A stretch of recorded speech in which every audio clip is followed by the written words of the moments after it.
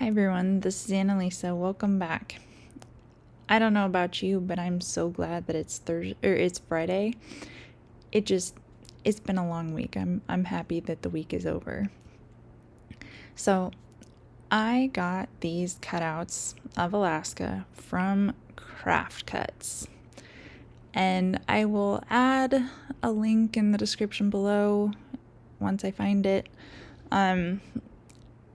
I had come across a person on Instagram who had recommended them, and so I ordered them.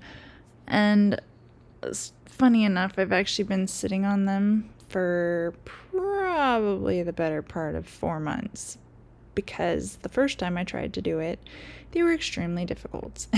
So it took a little bit of time to come up with a game plan. The one thing that I found when I first did it was that a typical blowout bloom wasn't going to work because there was so many little areas and crevices that the paint needed to get into. So I wanted to do the brightest pour that I could, using the brightest colors I could, definitely very iridescent, that kind of stuff. Alaska is colorful, and I wanted to kind of show that in my pour. But I wanted it to be super bright, and the only way to do that actually is to pretty much get color all over. So before I started, I made sure that all of my colors were all the same consistency. So while some of them might look gloopier than others, they really are all exactly the same consistency. This is important. If you do not do this or you skip this step, you will have problems.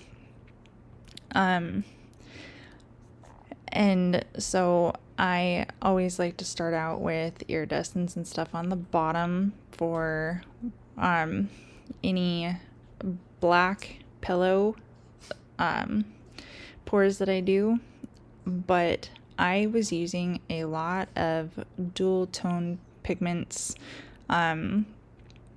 Shy Rose and Papillion are both from the Dragonfly Wing set, and the whole set is made up of colors that they're lighter colors. However, they have this dual shift to them, and they come out really amazing on a black pillow. So that's where I was going with that. Northern Lights also has a dual shift to it, and it just really works well with a black pillow. So pretty much everything I used with this works well with a black pillow, and I really could have layered it in any direction. However, I was just going for the most bang that I could, and I knew that putting those iridescents on the bottom was going to give me the best. And then of course I have to use Wild Orchid because it is my favorite, and it's purple with a dual shift to blue. Just a reminder, I am a ColourArte affiliate. If you place an order through ColourArte and use my coupon code ACOX422, it saves you 20% and helps my channel. So anyway,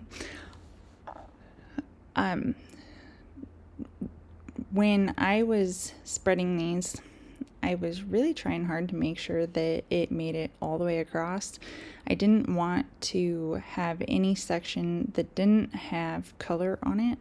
And because I was going to do a swirl swipe with a palette knife, I wanted to definitely make sure that my color was evenly spread. The palette knife that I'm using is the great big one that I got from ColourArte. It is amazing. I will add a link in the description if you're interested. So I, a few weeks back, had gotten a very large order of golden paints.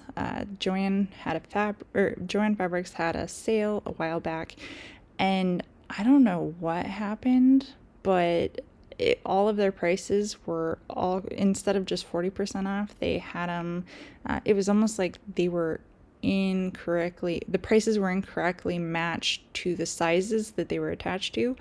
Regardless, I ended up with some amazing deals, so I was testing out using my golden heavy body iridescent bright gold, and it really comes out very bright and vibrant.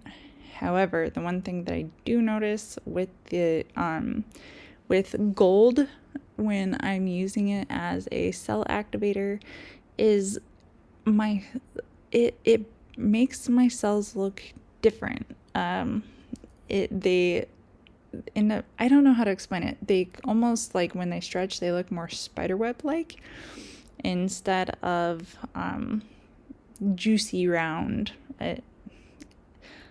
Hopefully you'll be able to see what I mean. Because this was a extremely challenging shape, I had to do a lot of going in and filling in the edges.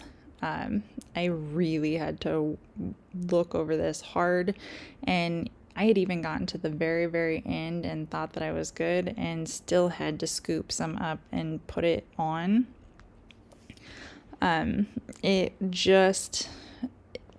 It's a challenging shape. I think if I were to do one of these again after I use up the ones that I have, because I did decide to buy quite a few of them in varying shapes, and now I'm kind of regretting the smaller ones because I have them and I'll use them, but they're challenging, and I will not be ordering small Alaskas again. Maybe different states or different shapes, but not small Alaskas.